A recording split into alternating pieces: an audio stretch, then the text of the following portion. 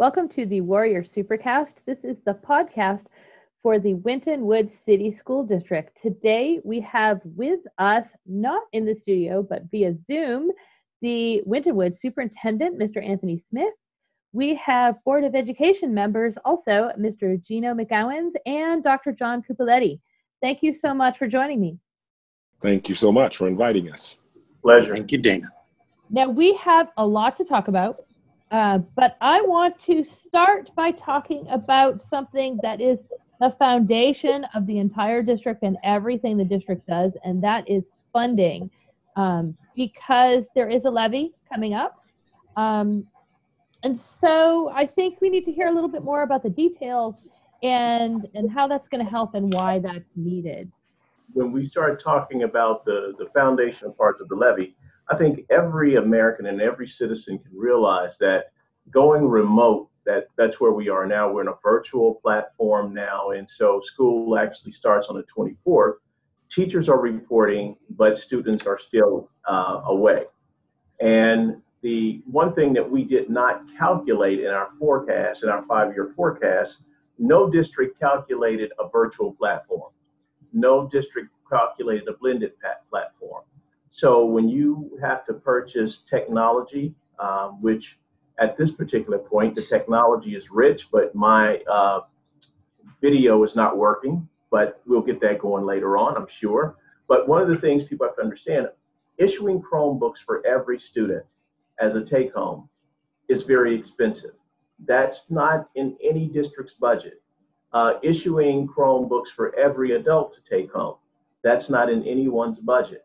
So what we had to do is we had to make some adjustments, and those adjustments were financial adjustments because we're talking about hotspots and having Wi-Fi, internet capability, making sure all the students can stream, making sure that our infrastructure is strong enough where we can stream to 4,000 students at the same time.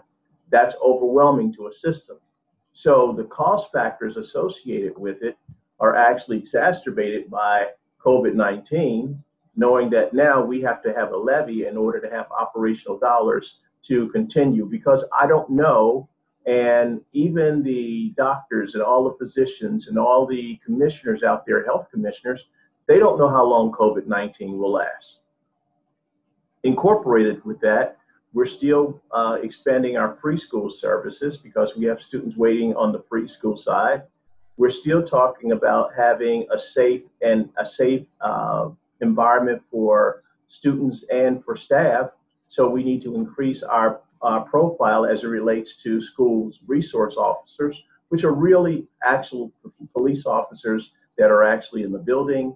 And then one of the things I am happy to say, Dana, is our enrollment is growing expeditiously. So with increased enrollment, with using the technology to a whole nother level that we never dreamed of, with the increase of the preschool opportunities as well as school resource officers, many of these pieces were not calculated 5 years ago in the 5-year forecast.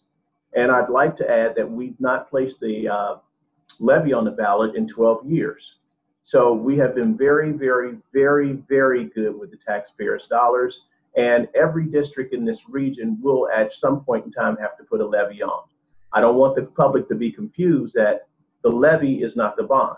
So when the bond was passed, that's for the brick and mortar, for these new exciting buildings that you're seeing coming up, but the levy is for the operational dollars that keeps our direct instruction for our students. There's kind of two components here. There's the things that you needed help with regardless of COVID-19.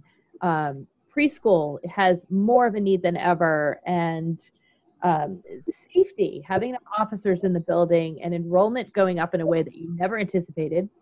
But also, like you said, just having a virtual platform that works for everyone, that everyone has access to, having the equipment that every single student has access to, that's definitely something no school planned for. Yeah, it's actually huge because when you talk about the 4,000 students, I mean, they're in a variety of ages. And when you talk about the teacher support, that's another 600 people that have to have the same platform and the opportunity to actually stream with the students appropriately. So it's close to like 4,700 people that at some point in time, we're on the links and we're on the process and we're on the servers at the same time.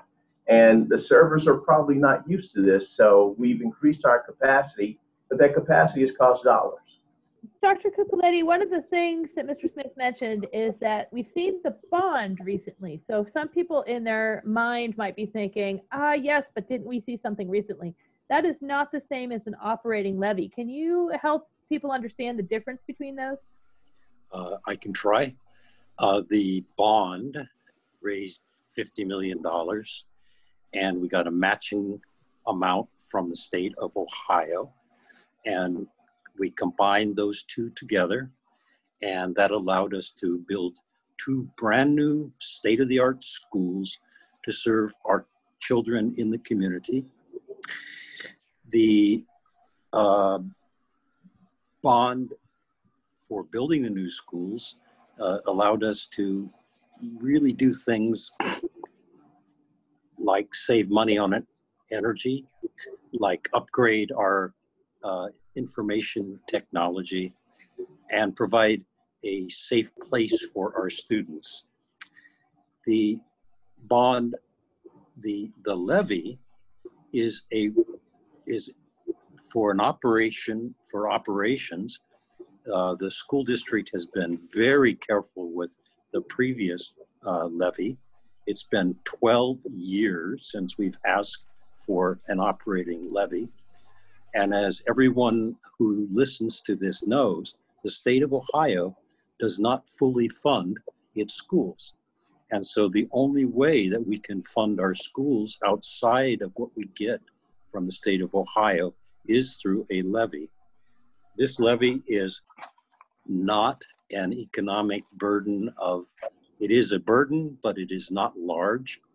I think it's on the order of $20 per month for the average $100,000 home. I'm pleased to be able to recommend it to my constituents and to people listening to this podcast. Some key differences there then between them, that the bond money can only be used for the structure, which is important because you need a safe place to learn. And anyone who has attended an old school in an old building or tried to teach school, especially with modern equipment in an old building not designed for it, they know that that's important. And also the bond money you said was matched. That's important too. That's a separate category. The levy, which we have not had for 12 years, that's not matched, but it's necessary for the operation. It's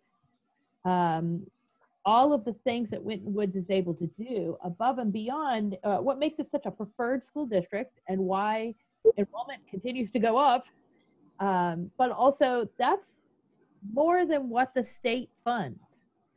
Yes. So the operating levy is not only going to keep our current operations going well, it's also going to give us at least 3 different new capabilities. That's the preschool village to serve all the children in district. It'll improve school safety, which is essential for everyone. And it'll allow us to, as we continue to grow, to serve new students coming into the district. And so that's over and above what we were doing before. Dr. Cuppoletti, you're absolutely right. And Dana, I'd like to just add one more piece. I think that the public needs to remember, since my time as being superintendent, we've actually passed 2 major components, the bond as well as a substitute levy. And people might say, well, we passed a substitute levy, superintendent, what was that?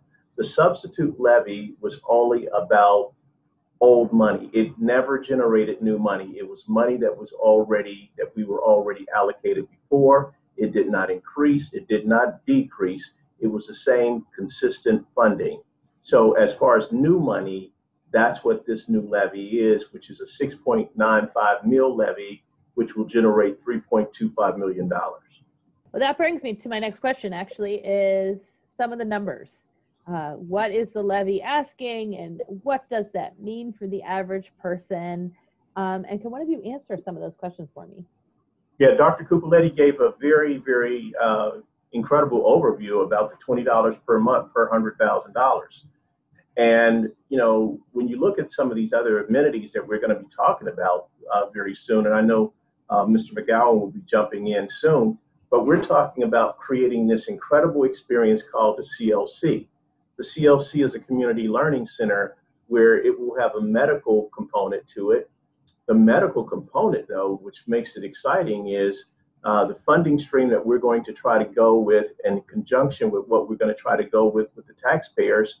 It gives the taxpayers the ability to use this medical facility, you know, at their leisure, which is really, really good for the community, because I'm not sure which community has a medical service to it, but I know that Green Hills does need some additional support.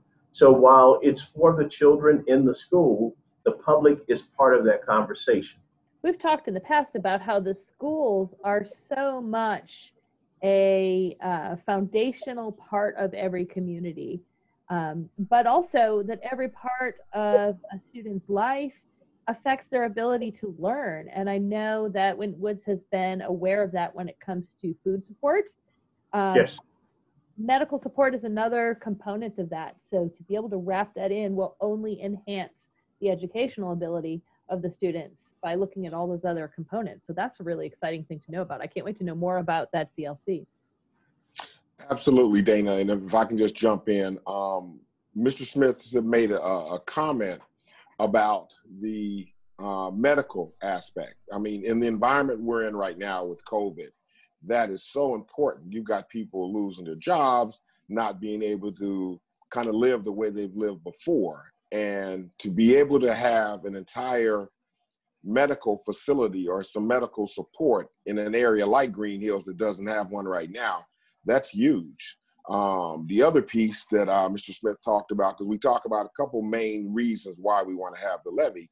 And when you're talking about expansion of our preschool, we're one of the few preschools that have a five-star rating. And Mr. Smith has talked about that in meetings before. I'd love to hear him talk about that a little bit, but being able to expand on what we have already when we're already one of the best ones, that's huge. You know, having two guys join the board that really get it, that really understand it, and I'm happy to say that they have done their homework very, very well prior to coming on board, asking very relevant questions. What will a preschool do? How is this thing going to be a support? What's the advantages of having a school resource officer? What does it mean that there is additional enrollment?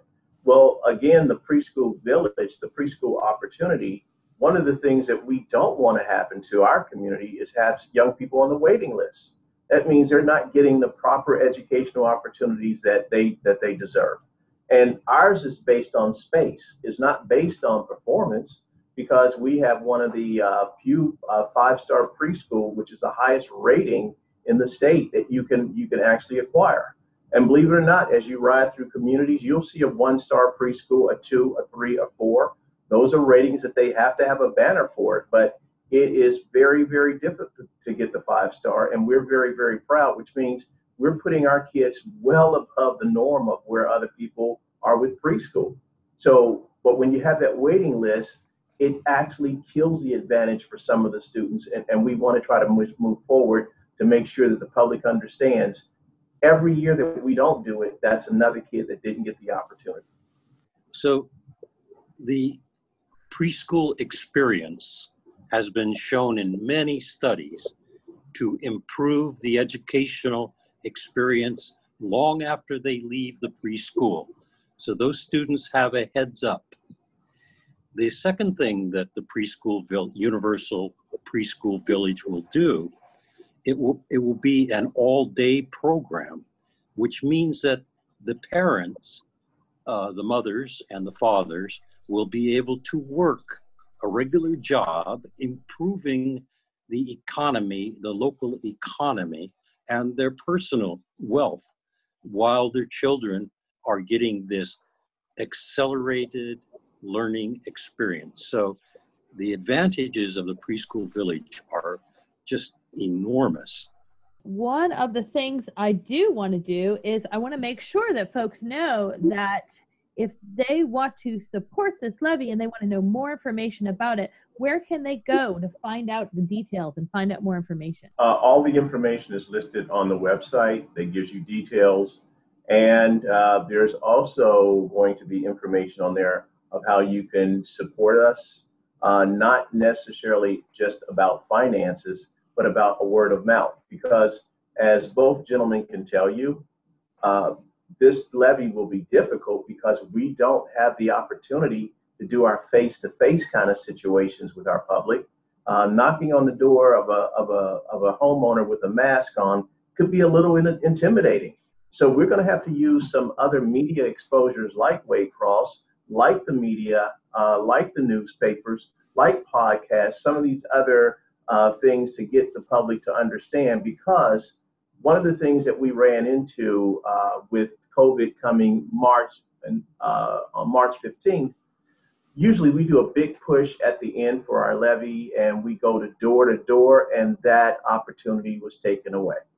And so the levy was defeated. It was 60-40, which means you're talking about a couple, 200 or 300 people that if we could have knocked on doors a little more aggressively, maybe we're not talking about the levy right now. That's important because by knocking on doors, you got to meet people that are not necessarily directly connected to the schools, but the school district affects the entire community. It's your neighborhood. But I do want to add one other thing, and I know that Mr. McGowan and Dr. Cuppoletti would be remiss if I didn't mention this. We're talking about the bright side of having a levy and passing it and being able to offer additional services. But in the event that the levy does not pass, there are consequences. And people have asked, what are the consequences? Well, the consequences will be shouldered on the area of the arts and athletics. There's no way around that. I would not be able to cut a math teacher before I cut a football coach. I would not be able to cut a history teacher before I cut a drama teacher. So we have to kind of look at this thing full circle, that if we don't pass a levy, there are some things that we will have to sacrifice. And those sacrifices are the amenities that the kids really appreciate being part of. Yes, Mr. Smith and our treasurer has shared with us the numbers going forward, what will happen if we don't get the levy. And there will be budget shortfalls. And so this is an attempt to make sure that your school district stays solvent. Now, as Board of Education members, you know that that's going to wind up on your desk. What kind of things that you're gonna have to look at deciding, well, we need to fund the schools, so what's going to come and what's going to go? So what kind of things do you see happening if we don't see this levy pass? Nothing good. I mean, just like Mr. Smith just said, I mean, you know, it comes down to, we have a wonderful, wonderful music department. We have a wonderful, wonderful athletic department. The football team is very well known. And it comes down to, do we have to lose some of that versus losing a teacher? And obviously, we don't want to lose a teacher. And there would have to be some really, really difficult decisions that would need to be made. I don't want to see that. None of my peers on the board want to see that. This is something that's absolutely necessary to make sure, like Dr. Cuppoletti said, to make sure that we're solvent, but also what I like to say, to make sure that we're whole. And while we're talking about the levy, I want to make sure folks know they can go to votehamiltoncounty.org to make sure that they are registered to vote. They can request an absentee ballot. They can find out where their polling place is. All of that information is at votehamiltoncounty.org. They request an absentee ballot. It'll be sent right to their house. They can make sure that they do not forget, that they do not miss the chance to support the district with this levy. Yeah. Can I add that some of my neighbors and constituents do not have printers at home to download the application for a ballot. However, the local libraries do have printers that you can print off your information. If you're listening to this and you do have a printer, print several applications for those absentee ballots, for the voter registration forms, and bring them to your neighbors because you can help them.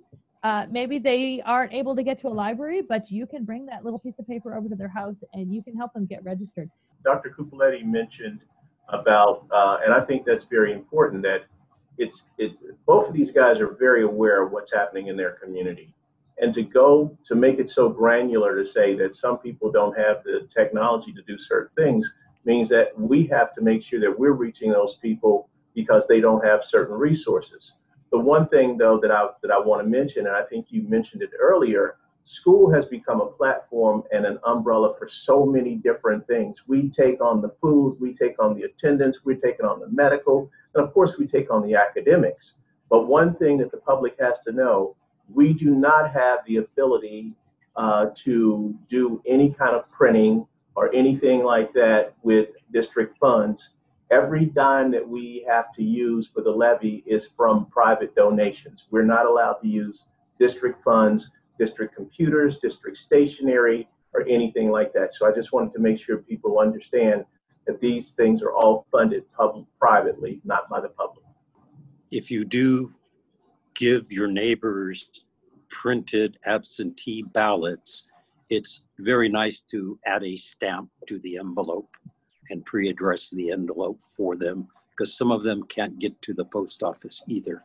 That's a really good point and a really good idea. Go and buy a book of stamps to go with all your printed out forms. I do want to make sure that people understand there's been a lot of pushback and I'm lost for the word to describe it, about trying to make sure that the kids have an opportunity to play sports this year, even with what's going on with COVID. And we are all very aware of that.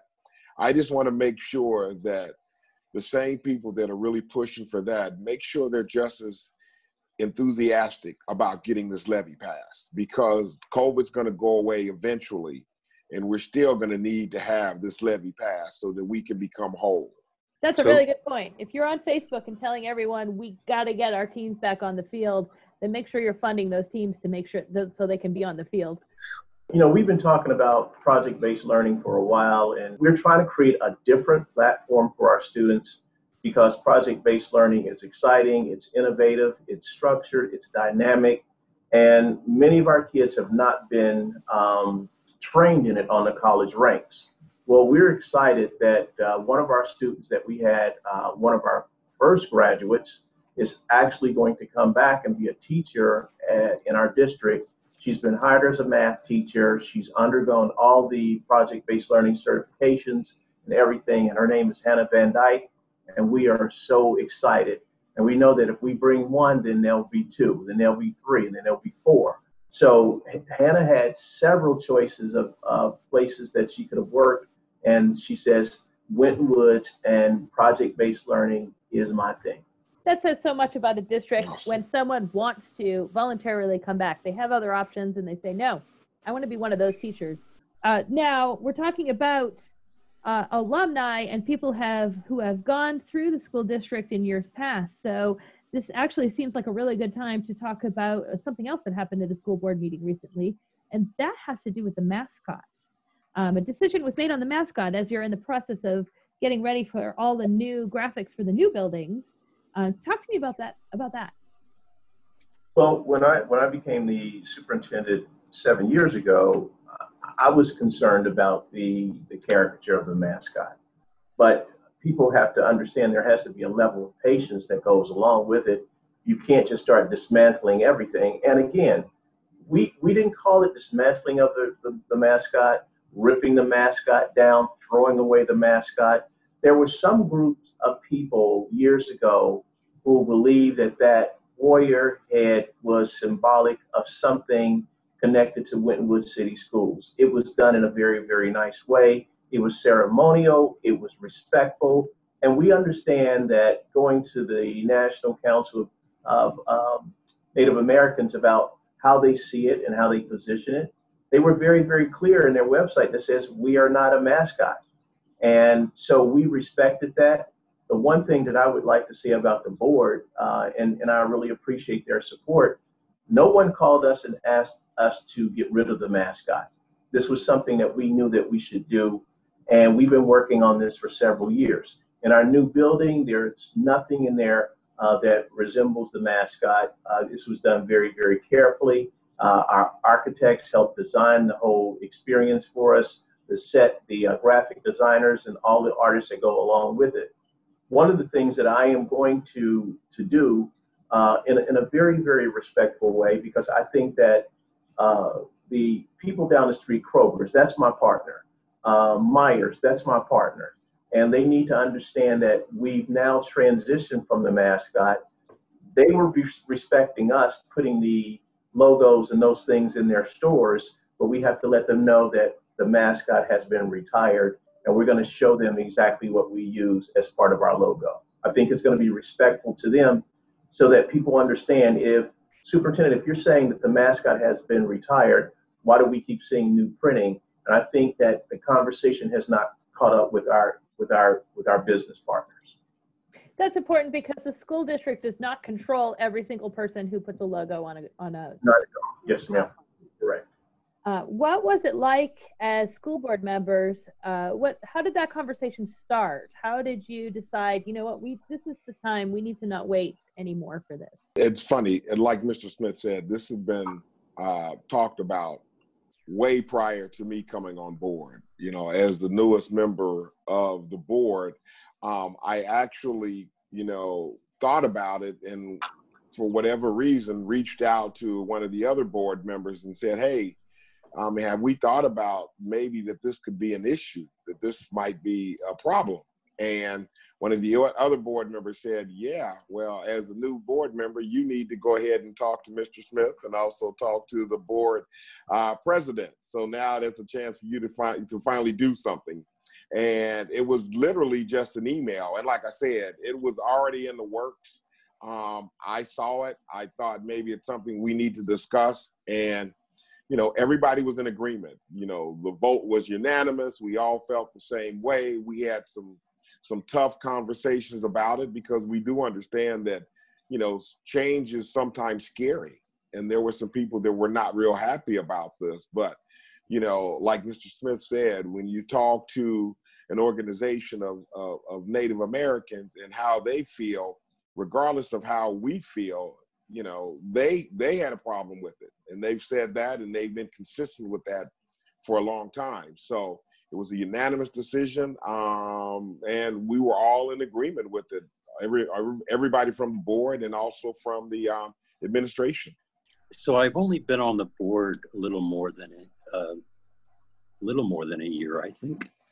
But when it did come up, my usual way is to do some research.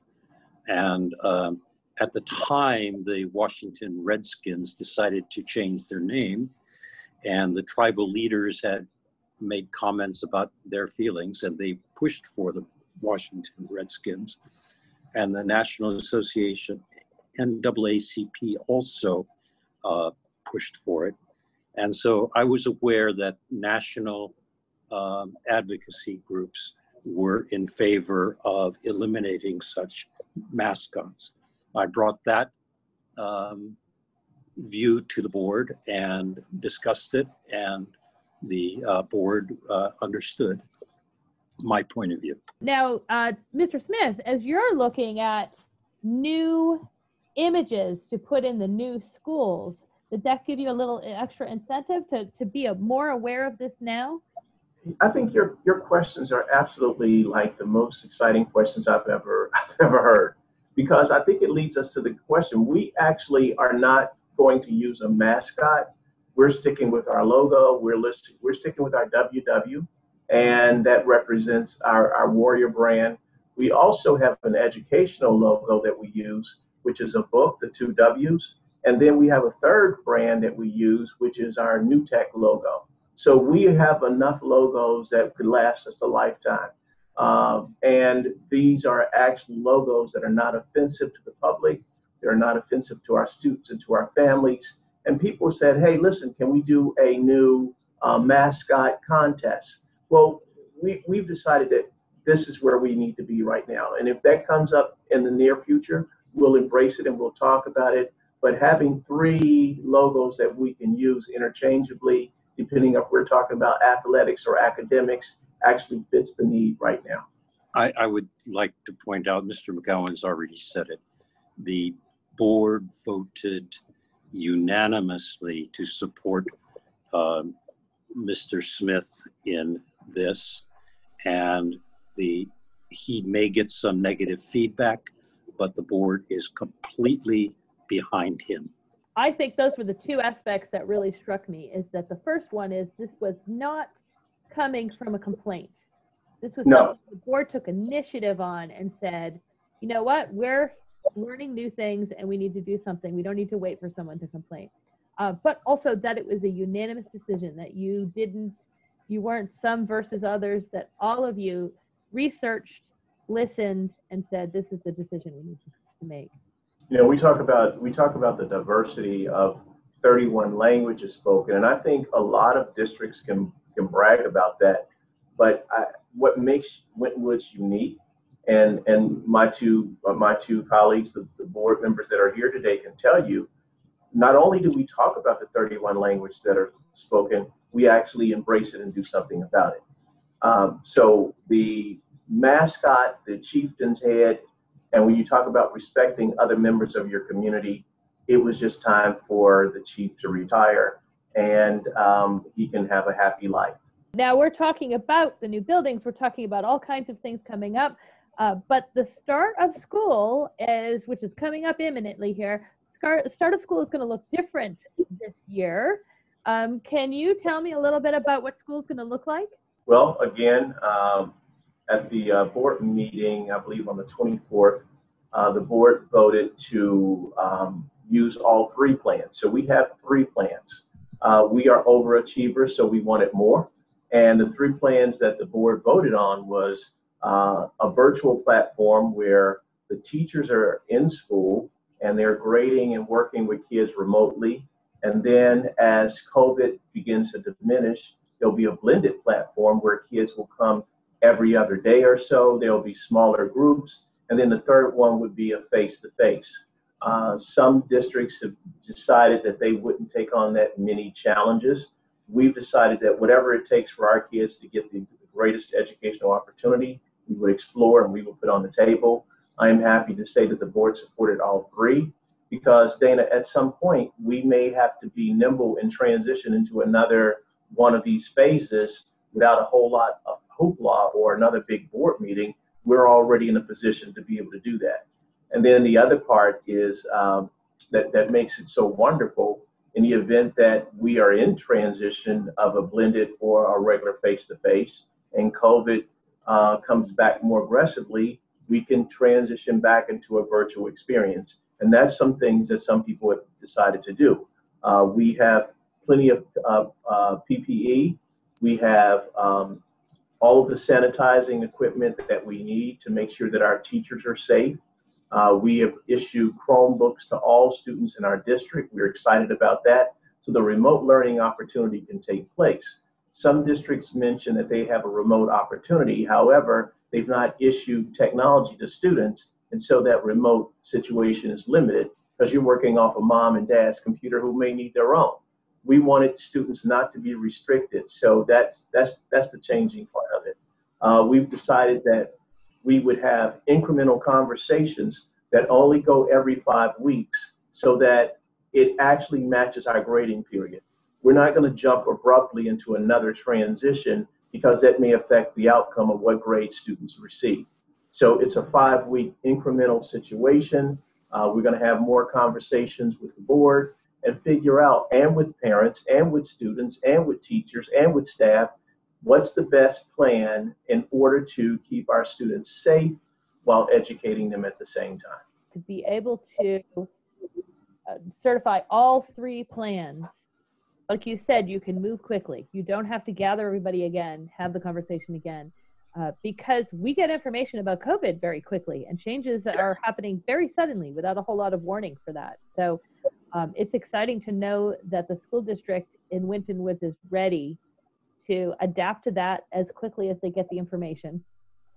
This is a very difficult environment and for making decisions.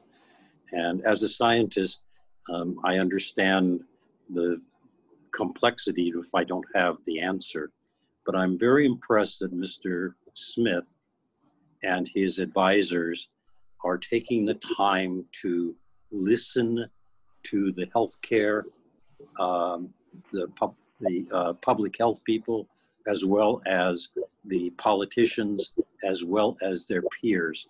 And when decisions are being made, I feel that Mr. Smith is listening to the best advice, and when I have another point that I'd like to make, he listens to me. So I think this gives me some confidence, and our district should have confidence because of that. Mr. Smith, you talked about some of the things that you need to be ready for all of these plans. You have 3 different plans. So that means you had to have enough Chromebooks to make sure every student had access. You can't count on every parent to have the same technology at home. Sometimes if they have it, they need it because they're also working from home. Correct. But also you have to be ready for face-to-face. So you need extra sanitizing material. That's not even easy to get right now. You need to have enough PPE, and you have to have enough antibacterial wipes and hand sanitizer and all of that sort of thing. All of that is stuff that the school district did not initially put in the budget a year ago, because who in the world knew we would need that stuff? Right, right. And I think you make a very good point, because one of the things that we said we would be committed to, every student will be issued a mask regularly, and every staff member, because we want to make sure that people understand that we have an incredible safe environment. The safer we are, the better the outcomes are for our students, and also the public can understand that we are working tirelessly to make sure that all these things happen at the right time. Just like this remote meeting right here, we decided that, hey, this might be the best platform for right now. Our teachers have not complained. They don't have issues. They're just saying, we know that we have been in school, been working for a couple of weeks now. And initially there's 1 week of professional development. And I am absolutely happy that when I brought it to the board to say, usually in our first week of professional development, Dana, we're talking about educational tools and the platform and Echo and all these different things connected with our work. Well, when I explained it to the board, these are different times, so we need to talk about other things. Last year, I didn't talk about COVID at all, because it wasn't here in my backyard. And when I went to the board to say that we're going to have some other rigorous platforms, and we have to talk about the social and emotional well-being of our students, of our staff, what happens if you have COVID, how does it work, the sanitizing equipment, how to use it, how to be safe, how to keep the 6 feet distancing, how to make sure you have your mask on at all times, how to greet people. I mean, all of these things had to be put into motion. And so the board was able to grant us an additional week of professional development that does not alter the ODE's requirement for being in school. I think that's important for the parents in the district to hear, because sometimes we just see the dates. Well, gee, we're starting on this day instead of that day, and what's going on, and why did they push it off? There's a lot going on with the administration and with the teachers, with all of the staff behind the scenes. One of the things that we've talked about over and over, the school has a responsibility for its students. And so we're providing the lunches on a regular basis. We're providing the Chromebooks for every student. We're providing the instructional strategies that go along with it. We're providing all of the essential skills that the student needs in order to be successful in our district. However, there's now another shift where students have to have their responsibility, and their responsibility is they have to log on at the right time. They have to be in those seats. They have to be prepared. We're expecting students to wear spirit wear or uniforms when they're in sessions. and we're expecting parents to help us get them there. So you have to look at it. This is a symbiotic relationship where it's very triangular. You have the student, you have the parent, you have the school, and how do we join this thing together to make it work without having any flaws? Working virtually is difficult. Putting all the essential ingredients in place is what's going to be necessary to make it work. So the district is doing their part. The board has done its part. My administrative team, we're doing our part. The teachers, all the professionals that have to govern this work, we're doing our part. Now we need the other piece of the puzzle, partnership. Parents and students, do your part. Be where we need you to be so that we can make sure that you are growing expeditiously. And if your technology is not working or you realize there are some glitches in what's been provided, regardless if it's your hotspot, the Wi-Fi, the technology, the Chromebook, let us know so we can get you a replacement device as soon as possible, because time is not on our side. And so we have to make sure that we have all the right ingredients and everything in place for you so that there are no flaws and there is no downtime in what we're trying to provide. Absolutely. Don't wait if you're having any glitches, because you have people in the district to help them get connected again. We have people that can turn it around within 24 hours of any problem that you may have with your technology. And I'm going to mention the website again, wintonwoods.org. Everything that you need to know, whether it's about the levy, whether it's about distance learning, whether it's about the food support programs that the district has in place, because as we're talking about making sure everyone has Chromebooks and technology, you have not stopped making sure that people also have access to the other things that you need. Well, I want to thank all of you for taking some time to talk to me, because we've covered the levy that's coming up and why that's important. We've covered the history of a mascot and how it was time for it to retire. We've covered starting school virtually and the fact that you also had to be ready with all kinds of other plans to match what could change at any moment. So if folks are listening to this program, they should definitely go to wintonwoods.org and take a look at all of the information on there. And I just really appreciate the time you took to spend with me this afternoon. Thank you so much. Thank you, Dana and Waycross, for giving us a forum. You have been listening to the Warrior Supercast. This is the podcast for the Winton Woods City School District. If you want to know more about what's going on in the school district, go to www.wintonwoods.org, and there you will find everything you need to know about the levy, about virtual learning, about various services that are available within the district. You'll find it all on that website, wintonwoods.org. Are you ready?